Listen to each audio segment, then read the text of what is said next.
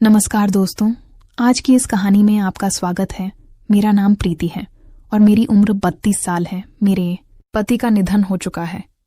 मैं अपनी भरी जवानी में ही विधवा हो गई थी और अब मैं अपनी सास और अपनी 6 साल के बेटे के साथ पुणे में रहती हूँ।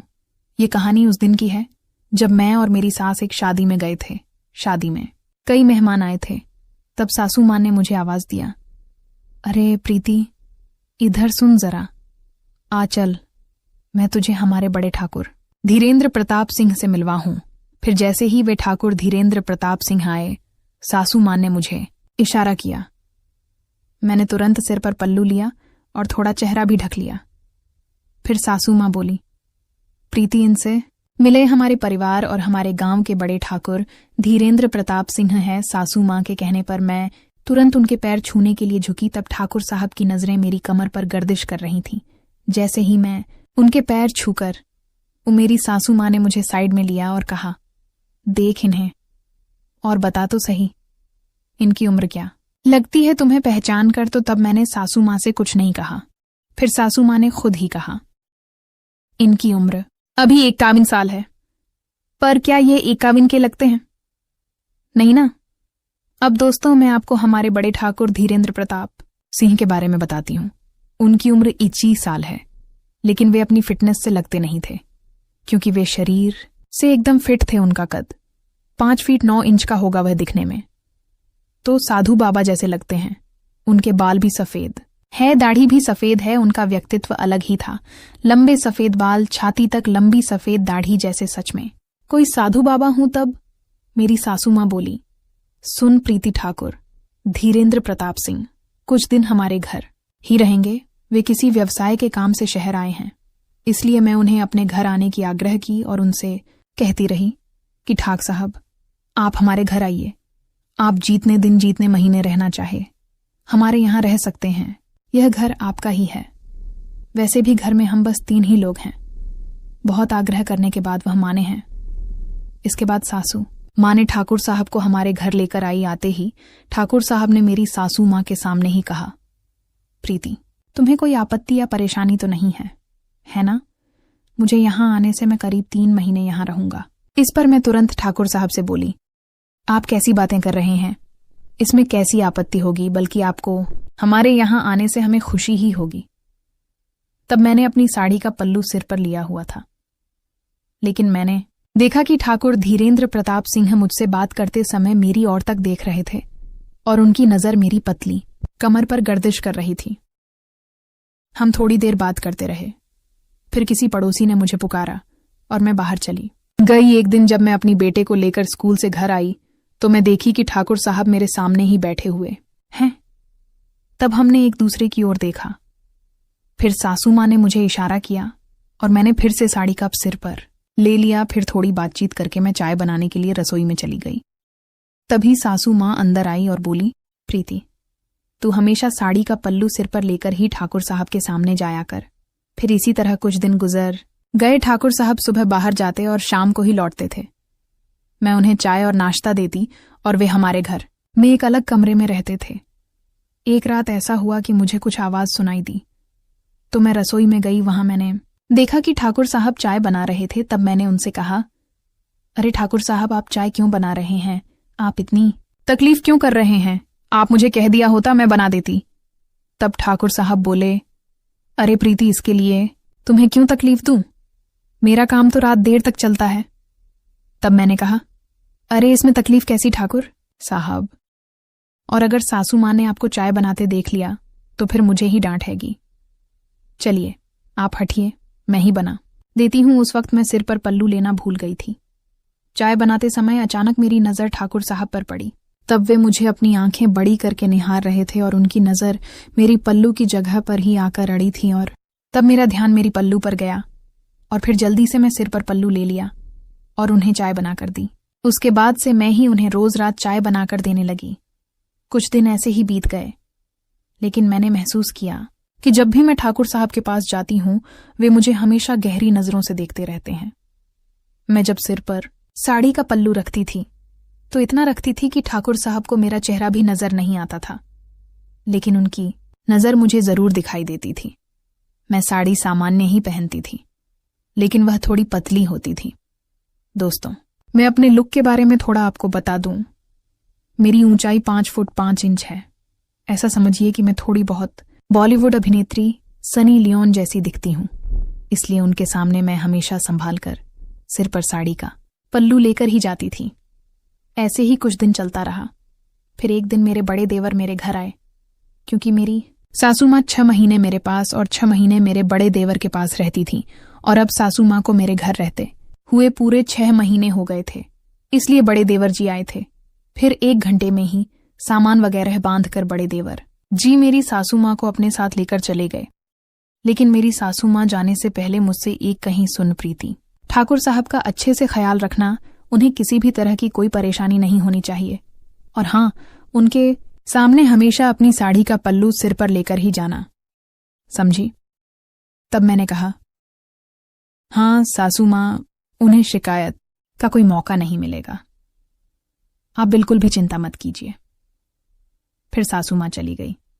अब हम फिर से 3 लोग ही घर में बच गए थे, मैं, मेरा छोटा बेटा और ठाकुर साहब।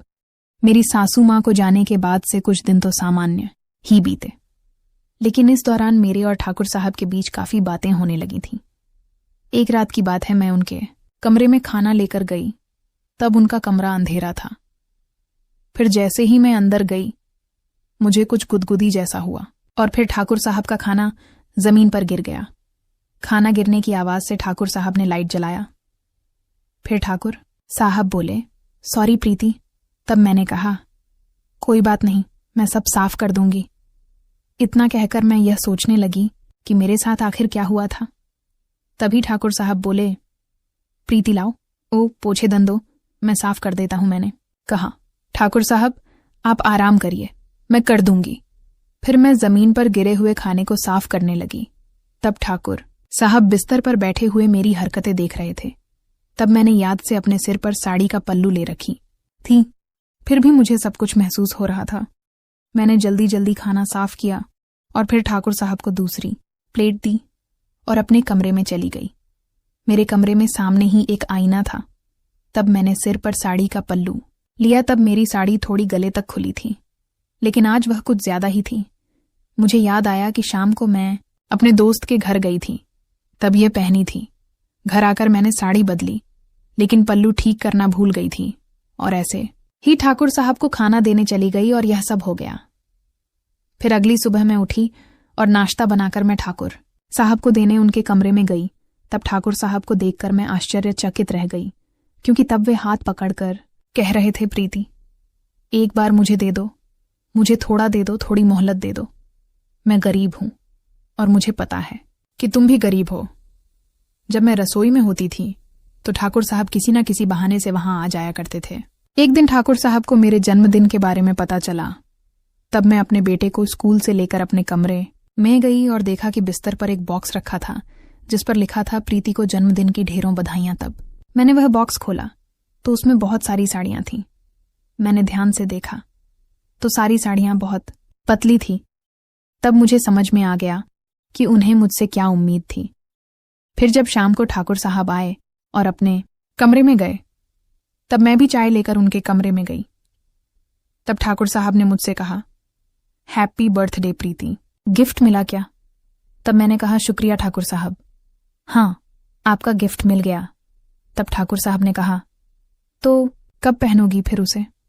मैंने कहा, हाँ पहन लूंगी बाद में। और फिर मैं अपने काम में लग गई। मुझे समझ में आ गया था कि आज रात कुछ ना कुछ जरूर होने वाला है।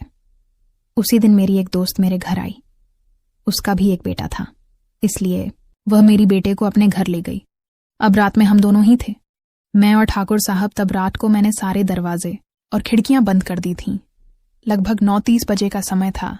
जब मैंने आईने में खुद को देखी तो खुद को देखकर मुझे थोड़ी शर्म महसूस हुई। फिर मैं खाने की थाली लगाई और ठाकुर साहब के कमरे की ओर चल पड़ी। तब भी मैंने सिर पर पल्लू ले रखा था। तब भी ठाकुर साहब काफी देर तक मेरी तरफ देखते रहे और फिर उन्होंने अपने कमरे का दरवाजा बंद कर दिया। फिर उन्होंने मेरे हाथ से खाने का प्लेट लेकर बगल की टेबल पर रख दिया। उस समय पूरे घर में अंधेरा था, बस टेबल लैंप चल रहा था। कुछ देर तक वे वैसे ही खड़े रहे। मैं भी पूरी तरह से शांत थी और मैंने सिर पर ले रखा था। फिर उन्होंने अपने दोनों हाथ मेरे कंधों पर रख दिया और कहा, प्रीति तुम कितनी अच्छी हो, तुम कितनी प्यारी लग रही है। तब मैं कुछ भी नहीं बोल रही थी। थोड़ी देर शांत रहने के बाद मैं बोली, ठाकुर साहब, इस उम्र में भी आप कितने मजबूत लगते हैं। एक बात पूछूं, अगर मैं आपको बाबा कहूं तो चलेगा? तब ठाकुर साहब ने कहा, हाँ प्रीति, तुम मुझे बाबा कह सकती हो। तब उन्हें क्या पता कि मैं उन्हें साधु बाबा की नजर से देख रही थी। फिर अगले दिन जब हम उठे, घर की सारी खिड़कियां बंद थीं। मैंने ठाकुर साहब को नाश्ता दिया और कहा, स्नान का पानी तैयार है। तब ठाकुर साहब मुझे देख रहे थे और मैं कमरे में चली गई। अगला 3 महीना ऐसे ही बीत गया। फिर मेरी सासू माँ वापस आ गई और ठाकुर साहब के जाने का समय आ गया। एक दिन मैंने सासू माँ और ठाकुर साहब की बात सुनी। सासू माँ ने कहा, ठाकुर साहब तो कैसे बीते, आपके दिन आपका काम पूरा हुआ? तब ठाकुर साहब ने जवाब दिया, हाँ बिजी मेरा काम हो गया और जो आपने कहा था वह भी पूरा हो गया। प्रीति, जो आपकी बहू है उसको जो चाहिए था वह भी दिया। यह सब सुनकर मैं चौंक गई, क्योंकि इसका मतलब मेरी सासू माँ और ठाकुर साहब का पहले से ही कोई प्लान बनाया था।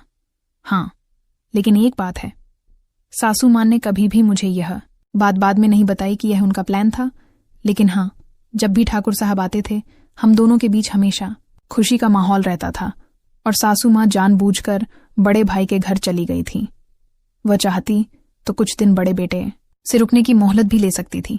खैर, उनको जाना था ताकि हमें प्राइवेसी मिल सके।